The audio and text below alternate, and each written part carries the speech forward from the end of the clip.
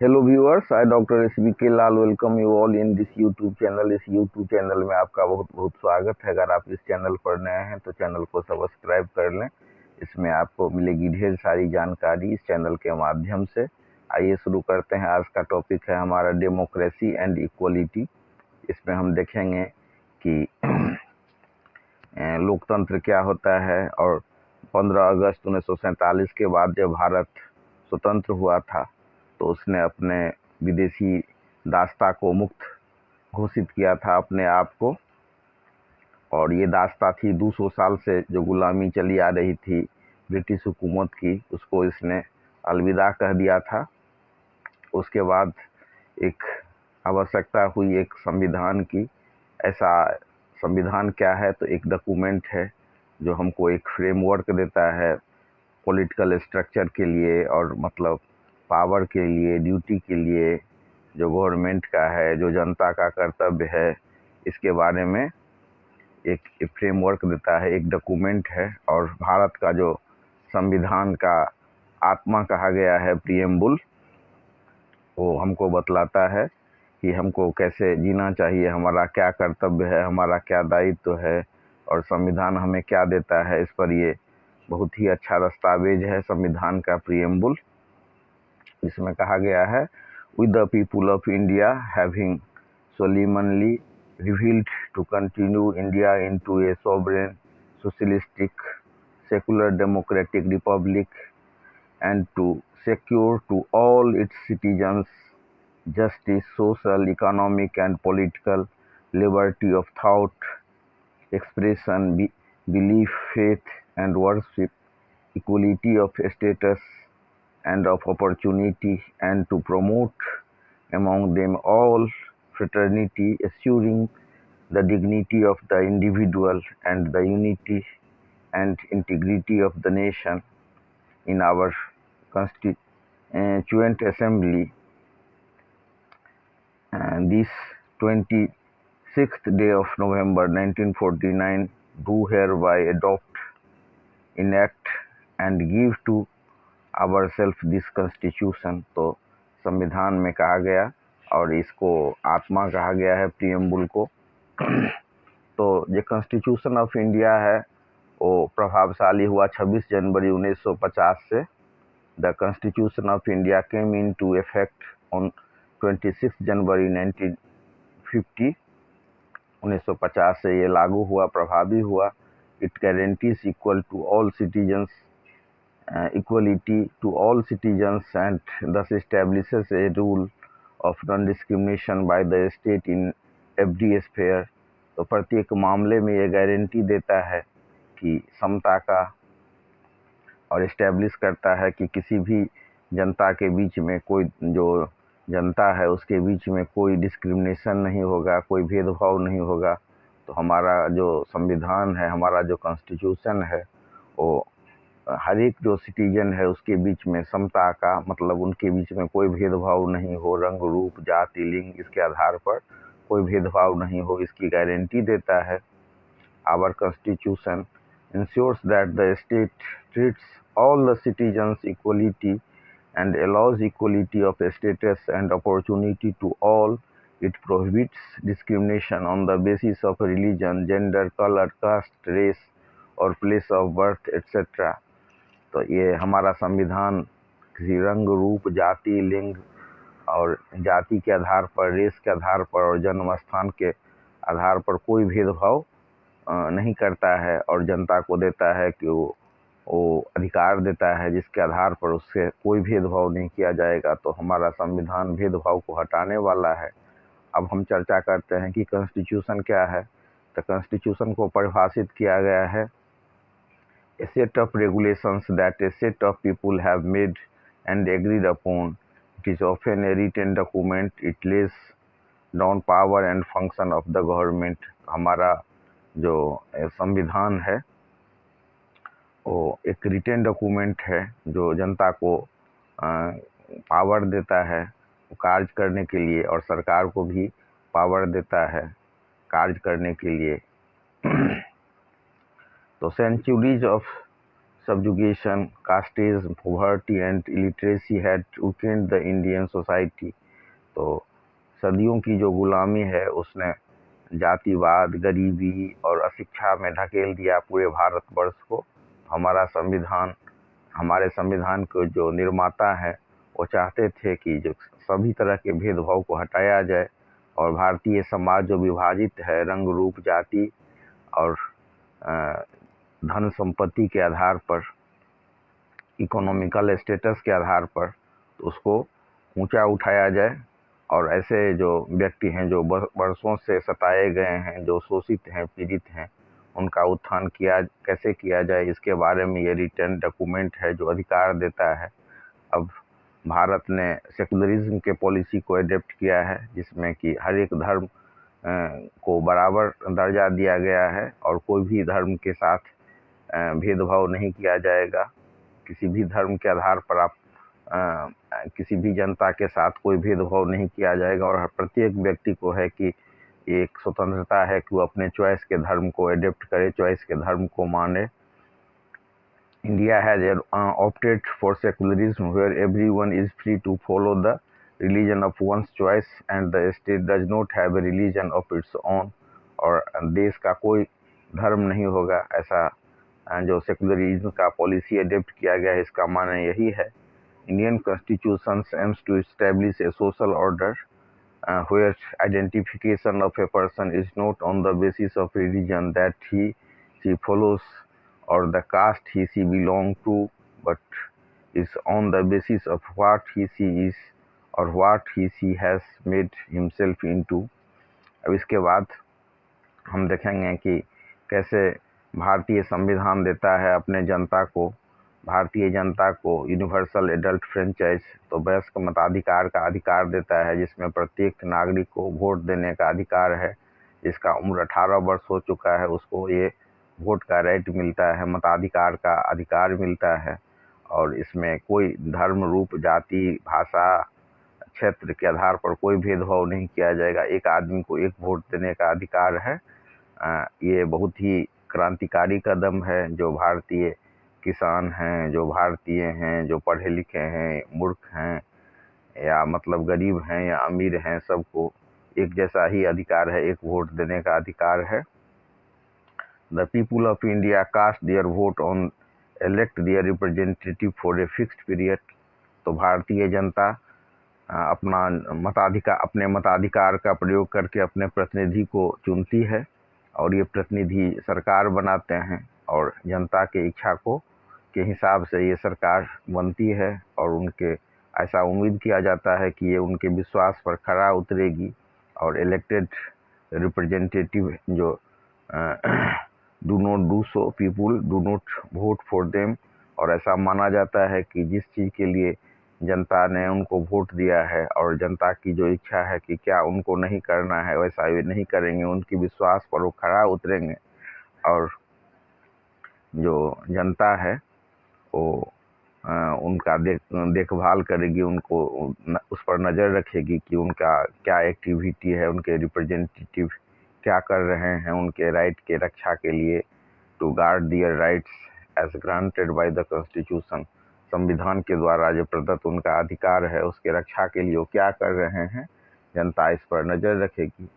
और इस तरह से जो संविधान है एक बहुत महत्वपूर्ण अधिकार दिया है जनता को, ये वोट का अधिकार है, ये वोट का पावर है, the power of his vote, और इसके आधार पर चुनाव किए जाते हैं जिसमें कि कोई बिना भेदभाव के लोग मत दे सकता है और इलेक्शन कमिश्नर भारत में बहुत प्रभावी है। और इसमें आप देख सकते हैं इस चित्र में कि कैसे महिला सब कतारबद्ध होकर के वोट कर रही है और कई देश में तो हम देख सकते हैं कि महिलाओं को वोट का अधिकार नहीं था, उसके लिए उनको बहुत संघर्ष करना पड़ा, लेकिन भारत में ये सहज ही संविधान से प्राप्त हुआ और जब से ये संविधान लागू हुआ तब से वोट का जो एक्सरसाइज है, वोट के अधिकार का जो एक्सरसाइज है उसको कर रही है भारतीय जनता। और जो पार्टी का जो कैंडिडेट होता है the party candidates are selected and supported with manpower and finance by political parties have a definite programme that general public is familiar with independent candidates have to campaign on their own. Hence, it is now an easy task for independent candidate, a person who does not belong to a political party, to contest elections. तो भारत में political party है, multi party system को adapt किया गया है। तो इसका मतलब हो गया कि भारत में बहुत सारी पार्टियां हैं जो इलेक्शन में खड़ा होती हैं, मतलब अपने कैंडिडेट को खड़ा करती हैं, और जो बहुमत दल का नेता होता है, जो मेजॉरिटी जिसको मिलती है, वो गवर्नमेंट को का निर्माण करता है। लेकिन जो पार्टी से बिलोंग नहीं करते हैं वो भी स्वतंत्र उम्मीदवार के रूप में, इंडिपेंडेंट कैंडिडेट के रूप में खड़ा हो सकते हैं और जीत करके वो भी पार्लियामेंट में जा सकते हैं और अपना समर्थन किसी पार्टी को दे सकते हैं। इसके अलावा जो पार्टी बहुमत में नहीं होती है वो मुख्य विपक्षी दल या विपक्षी दल की भूमिका निभाती है, और इस तरह से वो जो विजयी पार्टी है, जो मन बहुमत दल वाला जो पार्टी है, वो सरकार बनाती है, तो वो कोई गलत काम तो नहीं कर रही है, उसको वो चेक करती है। तो इस तरह अपोजिशन का बहुत महत्वपूर्ण रोल है। और जो विपक्षी दल होती है तो performs the role of opposition. It keeps a check on the activities of the ruling party and protects the right of the people. इस तरह से वो ध्यान रखती है रूलिंग पार्टी की एक्टिविटीज पर, उसको चेक करती है और इस तरह से जनता के अधिकार की वो भी रक्षा करती है। और स्वतंत्रता से पहले हम देख सकते हैं कि कुछ जो सेक्शन थे सोसाइटी के, जो मतलब आर्थिक और सामाजिक रूप से पिछड़े हुए थे, the constitution of free India made a special provision for them. तो भारतीय संविधान ने ऐसे जो वीकर सेक्शन हैं उसके लिए कुछ स्पेशल प्रोविजन किया है, जिससे कि वो अपने लाइफ के डिग्निटी को एंजॉय कर सकें और इक्वलिटी को एंजॉय कर सकें। तो ऐसे it has entrusted the government with the responsibility of providing social, economic and political equality to all as a necessary condition for the successful working of Indian democracy। अब जो राइट ऑफ डेमोक्रेसी है उसमें कुछ महत्वपूर्ण बातें हैं और महत्वपूर्ण प्रावधान है, जैसे कि हर एक जो सिटीजन है वो लॉ के सामने में एक होगा। विधि के समक्ष समता की बात है, तो हर एक जो सिटीजन है वो विधि के समक्ष एक होगा, एक जैसा ही उसको माना जाएगा, इक्वल होगा लॉ के सामने में। और किसी भी तरह का जो डिस्क्रिमिनेशन रंग, रूप, जाति, धर्म के आधार पर या जन्म स्थान के आधार पर नहीं किया जाएगा। हर एक आदमी को मतलब जीवन जीने के लिए इक्वल अपॉर्चुनिटी उपलब्ध कराई जाएगी और इक्वल प्रोटेक्शन दिया जाएगा देश के द्वारा, इस तरह से। लेकिन ये सब किताब की बातें हैं। अब महत्वपूर्ण है कि इसका कितना क्रियान्वयन हुआ है और क्या पूरा क्रियान्वयन हुआ है। इसका उत्तर कई बार नो में मिलता है कि हर एक जगह ये पूरा इसको क्रियान्वयन इसका नहीं हुआ है, इम्प्लीमेंटेशन इसका नहीं हुआ है। तो बहुत सारे जो बच्चे हैं जो कूड़ा कचरा बीच रहे हैं, या मतलब कुछ फुटपाथ पर कुछ सामान बेच रहे हैं, ऐसे बच्चे की ज़िंदगी बहुत नर्क जैसा है। जिनको पढ़ने लिखने के उम्र में जिनको पढ़ना लिखना चाहिए तो वो शिक्षा से वंचित हैं। इसके लिए सरकार ने बहुत सारा कार्यक्रम लागू किया है, जैसे मिड डे मील है और बच्चे को स्कॉलरशिप दिया जाता है। बिहार में हम देख सकते हैं कि उनको साइकिल दिया जाता है, पोशाक के लिए पैसा दिया जाता है। इस तरह उनको प्रोत्साहित करने के लिए, उनको स्कूल भेजने के लिए कानून भी बनाया गया है, शिक्षा का अधिकार दिया गया है। तो सबसे महत्वपूर्ण है संविधान में कि कोई डिस्क्रिमिनेशन नहीं हो किसी कम्युनिटी के आधार पर या धर्म के आधार पर, और हर एक जो रंग, रूप, जाति, लिंग है इसके आधार पर कोई भेदभाव नहीं हो, और एक अच्छे नागरिक बनने के लिए जो उनको अधिकार दिए गए हैं उसका निर्वहन हो और उसको एंजॉय कर सकें। बहुत सारे कानून भी इसके लिए बनाए गए हैं, राइट टू इक्वलिटी को प्रोटेक्ट करने के लिए। और जैसे कि मतलब इक्वल अपॉर्चुनिटी जो एजुकेशन में और जॉब में दिया गया है। उसके बाद गवर्नमेंट ने बहुत सारा प्रोग्राम लॉन्च किया है SC ST के लिए, OBC के लिए, EBC के लिए। तो गवर्नमेंट का जो प्रोग्राम है वो मीनिंगफुल तभी होगा जब प्रत्येक नागरिक का इसमें सहयोग हो। तो इस तरह से जो न्यूमरस स्कीम सबको एडेप्ट किया गया है वो पीपुल को इनकरेज करने के लिए किया गया है कि ताकि बच्चे को स्कूल में भेज सकें और उनको जो फ्री और कंपलसरी एजुकेशन मिले। तो फ्री और कंपलसरी एजुकेशन की भी गारंटी दी गई है संविधान में।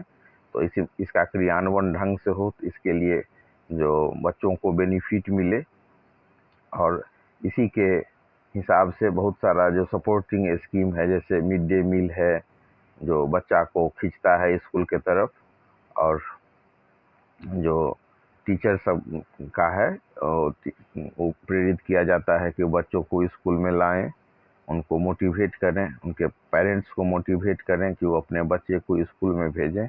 और ये जो मिड डे मील है, it motivated many parents to send their children to school as cooked and nutritious midday meal was provided।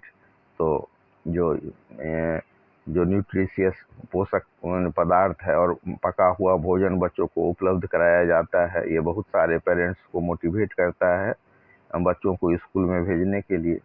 और इसके कारण स्कूल में बहुत उपस्थिति बढ़ी है बच्चों की। After independence, there was an urgent need for the government to do something special and concrete to liberate their weaker section from oppression and backwardness। तो ऑपरेशन और बैकवर्डनेस से जो वीकर सेक्शन है समाज में उनको दूर करने के लिए, उनके पिछड़ापन को दूर करने के लिए बहुत सारा जो स्पेशल प्रोविज़न है और स्पेशल प्रोग्राम है उसको लॉन्च किया गया स्वतंत्रता के बाद। और ऐसा करने से क्या हुआ, the forced isolation of the scheduled caste and scheduled tribe imposed by the caste system. जाति प्रथा के कारण जो विसंगति उत्पन्न हुई, इसको दूर करने के लिए रिजर्वेशन दिया गया ताकि उनका जो प्रोपोर्शन है शासन में और ये उनको उपलब्ध हो सके, और रेस्पेक्ट और लाइफ का जो रेस्पेक्ट और डिग्निटी है उसको एंजॉय कर सके। इसके लिए schedule caste, schedule tribe, backward, other backward caste है, एक्सट्रीमली बैकवर्ड कास्ट है, उनको रिजर्वेशन भी प्रोवाइड किया गया। तो इस तरह से डिस्क्रिमिनेशन को हटाने के लिए और हर एक आदमी को एक समान अवसर उपलब्ध कराने के लिए उनको कुछ स्पेशल भी प्रोविज़न दिया गया है। इसके अलावा कुछ ऐसे NGO हैं जो लोगों के भलाई के लिए काम करती हैं। बिहार में सुपर 30 नाम का जो एक NGO है जिसको आनंद सर चलाते हैं, मिस्टर आनंद कुमार।